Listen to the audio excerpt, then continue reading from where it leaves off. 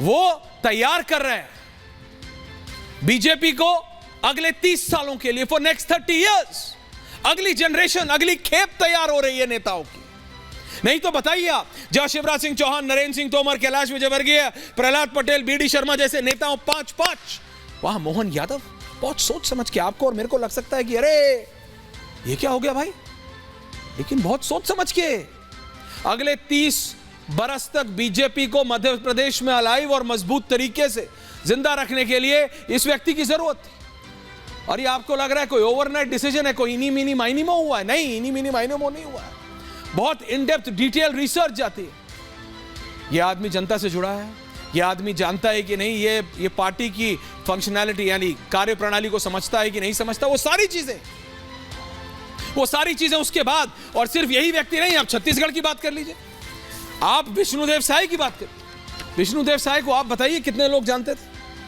ये तो मंत्री भी रहे, हो सकता है कुछ प्रतिशत ज्यादा जानते हो, लेकिन नहीं जानते। छत्तीसगढ़ में जहां मध्य प्रदेश में नरेंद्र सिंह तोमर को स्पीकर बनाने की बात आ रही है सामने, वहां पे रमन सिंह को स्पीकर बना दिया ताकि पॉलिटिकल इक्वेशन बिगड़े नहीं। हां, आप पद में बड़े हैं, स्पीकर हैं, ये है वो है, लेकिन छत्तीसगढ़ और मध्य प्रदेश दोनों प्रदेशों में भारतीय जनता पार्टी को अगले 25 से 30 साल तक मजबूत रखने के लिए, और मैं चाहता हूं एक बार आप दोनों तस्वीरें लें, विष्णुदेव साय जी को भी और मोहन को भी, दोनों को आप ले कि किस तरीके से इन दोनों प्रदेशों में, और it's not only about these 2 states, ये सिर्फ इन 2 राज्यों की बात नहीं है दर्शकों, बात है बीजेपी को मजबूत करने की पूरे देश भर में। आपको याद है गुजरात जब 14 में प्रधानमंत्री बन गए नरेंद्र मोदी, तो क्या हुआ गुजरात में? चर्निंग हुई, चर्निंग। कई नेताओं को ट्राई किया गया, विजय रूपाणी आए, पटेल साहब आए, आनंदीबेन है जो अब उत्तर प्रदेश की गवर्नर है, राज्यपाल है। चेक किया गया कौन सा नेता ज्यादा लंबा, और उसमें से आखिरी में कौन चमक रहा है? हर्ष सांघवी चमक रहा। किस लिए चमक?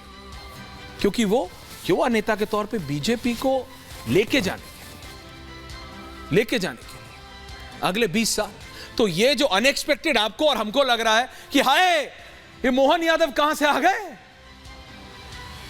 कल तक तो ये हायर एजुकेशन मंत्री थे, आज मुख्यमंत्री हैं, आज शिवराज चौहान इनके सर पे हाथ रख रहे हैं, दीर्घायु रहो, सफल रहो। ये कैसा सोच है? तो ये दूरंदेशी की सोच है जो कांग्रेस ने नहीं किया। नरेंद्र मोदी सिर्फ अगले 5 साल 7 साल की नहीं सोच रहे, अगले 25 30 40 50 साल की सोच रहे।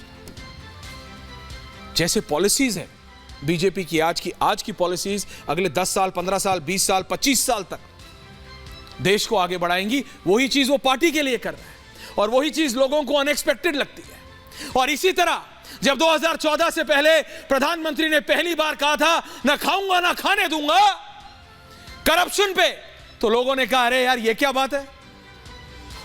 आप बताइए मैं झूठ बोल रहा हूं? विजुअल्स ले आइए जरा उन नोटों के, जरा पैसे के विजुअल्स ले आइए भाई। आप और मैं आंख बंद करके जरा 2 मिनट बात कीजिए। किसी राजनेता की बात करते थे तो पहले ही सोचते थे यार ये तो करप्ट होगा,